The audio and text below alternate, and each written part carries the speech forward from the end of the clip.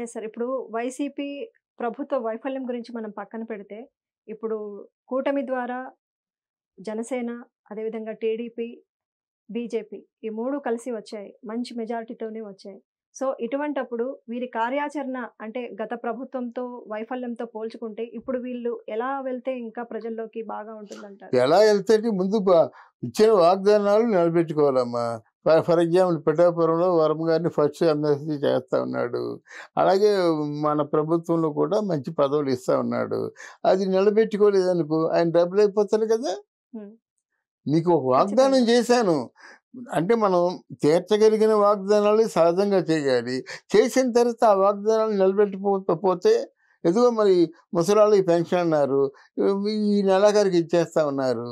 మరి అదేమన్నా తేడా వస్తే కానీ అదే పెన్షన్‌లు కూడా వీళ్ళు రెట్టింపు చేసి ఇంకా ఎక్కువ ఇస్తామని హామీలు కూడా ఇచ్చారు కదా! ఒకవేళ నెరవేర్చకపోతే ఎలాంటి అదే పరిస్థితులు అంటాను నేను. ఎదుర్కోవాలి? రెట్టింపు చేయలేదనుకోండి హ్మ్. 4,000 చేశారు. అవును. బావుంది. అయితే అది పెన్షన్ డే 1వ తారీఖు నుంచి 5వ తారీఖు వరకు ఉన్నటువంటి ఈ రోజుల్లో ఇవ్వకపోతే ఏమనుకుంటారు? అంతే. టీచర్స్‌కి అంటే ఎన్‌జీఓస్‌కి జీతాలు ఇవ్వకపోతే ఏమనుకుంటారు? పోలీసులు జీతాలు ఇవ్వకుండా ఉంటే ఏమనుకుంటారు? ఆ జీతాలే కాకుండా పోలీసు విజిల్‌లు వీళ్ళు వాడేసుకున్నారు. ఇయన్నీ కారణాలు కదా వీళ్ళు చేసిన అసమర్థ పరిపాలన అన్నమాట. ఎవరైనా సరే మన వరకు రానంత వరకే ఈ ఒక నెల జీతం రాలేదనుకోండి, అక్కడి నుంచి ఆలోచిస్తాం. రెండో నెల కూడా రాలేదనుకో, అమ్మ బాబోయ్! ఇక లాభం లేదు అనుకుంటాం. కష్టమైపోతది. అలాంటిది ఇంతమందిలో వ్యతిరేకత వచ్చింది కాబట్టి వైసీపీ పార్టీ ఇంతగా దెబ్బతింది. ఇప్పుడు అదే విధంగా చూసుకుంటే తెలుగుదేశం పార్టీ కూడా ఎన్నో హామీలను ఇచ్చింది. ఒకవేళ నెరవేర్చలేని పక్షంలో ఇంక ప్రజలు తిరుగుబాటు మళ్ళీ ఈ పార్టీ మీద కూడా అది చేసే అవకాశం ఉంటుంది కదా! అవునమ్మా. అక్కడే తెలుగుదేశం పార్టీ ఒక తెలివైన పని రాజకీయంలో అనుభవం ఉంది కదా! తెలివైన పని చేసిందన్నమాట. సూపర్ 6 అంది. హ్మ్. ఆ 6 అమలు చేస్తారు. అది. అయితే జగన్మోహన్ రెడ్డి గారు ఇచ్చిన పథకాల్లో ఏవైతే మంచిగా ఉన్నాయో అన్నీ కొనసాగిస్తున్నారు. తర్వాత పోలవరం మాత్రం పూర్తయిపోతుంది. హ్మ్. పోలవరం పూర్తయిపోతే రైతులు ఇంకా జీవితాంతం ఓటేస్తారు. అంతా ఆల్మోస్ట్ ఆల్ ఆంధ్ర అంతా ఉత్తరాంధ్ర వరకు కవర్ అవుతుంది. పోలవరం పూర్తి చేస్తారు. తర్వాత పరిశ్రమలొస్తాయి. ఐటీ రంగం బాగా డెవలప్ అవుతుంది. ఎందుకంటే ఫర్ ఎగ్జాంపుల్ తెలుగుదేశం పార్టీలో, జనసేనలో ఉన్నవాళ్ళు బాగా చదువుకున్నోళ్ళు వాళ్ళకి ఇండివిడ్యువల్‌గా కంపెనీస్ ఉన్నాయి. అవును. వాళ్ళ కంపెనీస్ లాంచ్ చేస్తారు. అంటే అధికారంలో ఉన్నారు కదా! వాళ్ళ కంపెనీస్‌లో పనిచేసేవాళ్ళు 3,000 మంది పనిచేశారనుకోండి. ఇంకో 2,000 మందిని కలుపుకుంటారు. ఆ నిమ్మగడ్డ కృష్ణప్రసాద్ ఎవరో ఉన్నారు. ఆయన కంపెనీలు ఉన్నాయి. ఆయన తెచ్చుకుంటాడు. అర్థమైందా? తర్వాత చాలామంది అంటే అందరికీ కూడా వాళ్ళకి తగినటువంటి వాళ్ళు ఎస్టాబ్లిష్ చేసుకునే మార్గాలున్నాయి.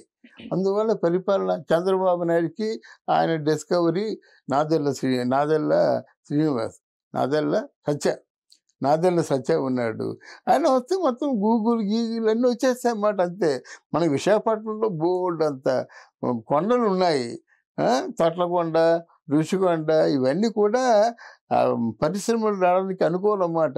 ఆ పైన గాని డెవలప్‌మెంట్ చేసినట్టయితే స్వర్గం కనిపిస్తుంది. ఇటుపక్క సముద్రం, ఇటుపక్క పచ్చని చెట్లు, ఇటుపక్క కొండలు అంటే ఆర్టిస్ట్ పెయింట్ ఏసినట్టుగా ఉండే కొండలు ఎంత బావుంటాయి. ఎక్కడ అమెరికాలో దొరుకుతాయా ఈ అందాలు? ఎక్కడా దొరకవు. అది నేచురల్‌గా విశాఖపట్నం జిల్లాలో ఉన్న అందాలన్నీ కూడా నేచురల్‌గా ఏర్పడినవన్నమాట. అందువల్ల ఐటీ కంపెనీలు బాగా ఎస్టాబ్లిష్ అవ్వడానికి అవకాశం ఉంది. ఐటీ కంపెనీలతో చంద్రబాబు నాయుడు అంతకుముందు బాగా ఇంటరాక్షన్ అయి ఉన్నాడు కాబట్టి తెచ్చుకుంటారు. చాలు. Right sir. ఇక పవన్ కళ్యాణ్ గారి విషయానికొస్తే హ్మ్. గత ఎన్నికల టైంలో ఆయనకు కేవలం ఒకే ఒక్క సీట్‌తో వచ్చారు.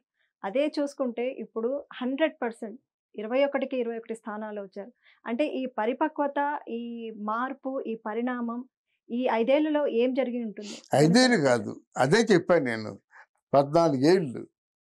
14 ఏళ్ల నుంచి ప్రజలు గమనిస్తున్నారన్నమాట. ఎలాగున్నాడు? వాడు డబ్బు ఖర్చు పెట్టేస్తున్నాడా? ఎన్ని కోట్లు ఖర్చు పెట్టాడు? ఈ తాలూకు ఆవేశం ఎంతకాలం ఉంటుంది? 14 సంవత్సరాల నుంచి ఆయన చెయ్యరాని అప్పులు చేశాడు. ఆఖరికి ఇంట్లో వదిన దగ్గర కూడా 2 కోట్లు తీసుకున్నాడు. 65 కోట్ల అప్పు చేశాడు. తన సంపాదనంతా కూడా ప్రజలకు పెట్టాడు. ఇన్ని గమనించిన తర్వాత ఈరోజు నిజమైన నిస్వార్థమైన రాజకీయ నాయకుడు ఎవరైనా ఉన్నారా అంటే నిర్మోహమాటంగా చెప్పే మొదటి పేరు పవన్ కళ్యాణ్ పవన్ గారు అంటారా? కళ్యాణ్. అందుకే వచ్చాయి. అంతే నా 5 సంవత్సరాలు కాదు. అన్నారు ఈరోజు అలాంటి నీచపు మనుషులు కొడల అంటే నీకు కనీసం ఒక వార్డు ఒక వార్డైనా గెలుచుకోగలుగుతావా? అరే 2 సీట్లు అంటే ఎవరు మన గెలుచుకున్నటువంటి ఒక్క సీటు కూడా నువ్వు ఆయన వదిలి వెళ్ళిపోయాడే, నీది ఒక బతికేనా అని ఎన్ని రకాలుగా మాట్లాడారు. పవన్ కళ్యాణ్ మాట్లాడాలంటే అందరూ 3 పిల్లలే. నువ్వు 3 పిల్లలు ఉన్నారు నీకు. దీనివల్ల సమాజం ఎంత పాడైపోతుందో అని అన్నారు. కానీ ఎవరిని పెళ్లి చేసుకున్న దాన్ని ఒకదాంతో ఉంటూ 30 మందితో కలిసి ఉంటే అంటే 30 మందికి అన్యాయం చేసినట్టు కదా. ఈయన ఏదో 2కి అన్యాయం చేశా అని చెప్తున్నావు. నువ్వు ఉంచుకున్న వాళ్ళందరికీ అన్యాయం చేసినట్టే కదా. రాజకీయ నాయకుడు కదా, ఎవరి దగ్గరికి ఏమా అక్కడికి కూడా రుజువు అయిపోయింది కదా. ఎవరు మన అవంతి శ్రీనివాసరావుని ఇక్కడ అంబటి రాంబాబును ఒక్క అరగంట వచ్చి వెళ్ళిపోమని చెప్పాడు. ఎవరు సుకన్యతోని సంజయ్తోని మాట్లాడుతుండగా రొమాంటిక్గా సెక్చువల్గా మాట్లాడుతుండగా అది బయటపడింది కదా. మరి వీడి మాట ఏమిటి? అలాగే ఇక్కడేమో 1 గంట ఉండమ్మాయి వచ్చి తరచు వెళ్ళిపోదులే పంపించేస్తానులే అని సిగ్గు మానుకొని ఆయన అవంతి శ్రీనివాసరావు మాట్లాడాడు. మళ్ళీ ప్రజాక్షేత్రంలో రాలేపోయాడు కదా. ఇప్పుడు పవన్ కళ్యాణ్ గారిని వ్యక్తిగతంగానే కాదు, కుటుంబ పరంగా కూడా చాలా దారుణంగా టార్గెట్ చేస్తూ వచ్చారు. అయినా కూడా అన్ని బాధల్ని అన్నిటినీ అధిగమిస్తూ కూడా ఆయన ఈ రోజున ఈ పొజిషన్లో ఉన్నారు. సో ఇటువంటప్పుడు ఆయనకు కుటుంబం తరపున కూడా చాలా బలంగానే అందింది కూడా వాళ్ళ ఫ్యామిలీ మెంబర్స్ నుంచి కూడా. ఈ రోజున అన్ని పడ్డ అవమానాలకి ఈరోజు ఆయన గెలుపొందిన విజయానికి ఈరోజు ప్రతీక అంటారా?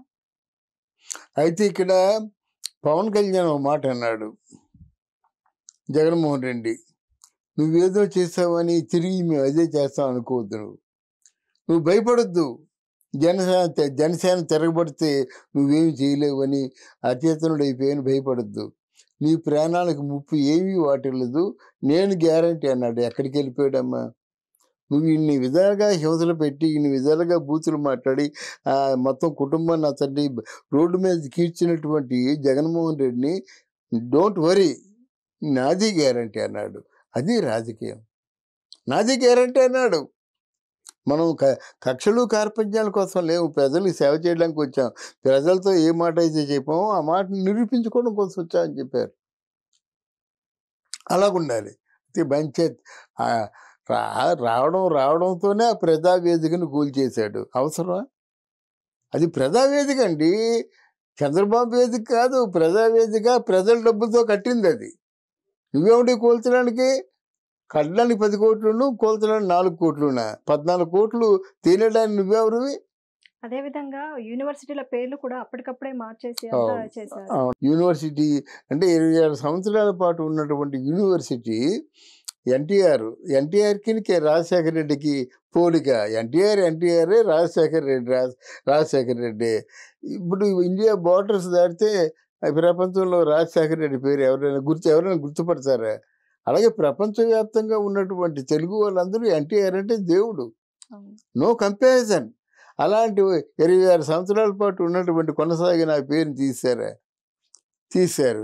అయితే ఇక్కడ మన కూటమి వాళ్ళు కూడా, జనసేన వాళ్ళు, అయితే తెలుగుదేశం వాళ్ళు పొరపాటు చేశారు. ఎందుకంటే వెంటనే గడిచి ఫలితాలు వచ్చిన వెంటనే ఆ ఎన్టీఆర్ యూనివర్సిటీని వైఎస్ఆర్ యూనివర్సిటీ, వైఎస్ఆర్ పేర్లు ఉన్నవన్నీ కూడా కొట్టేశారు.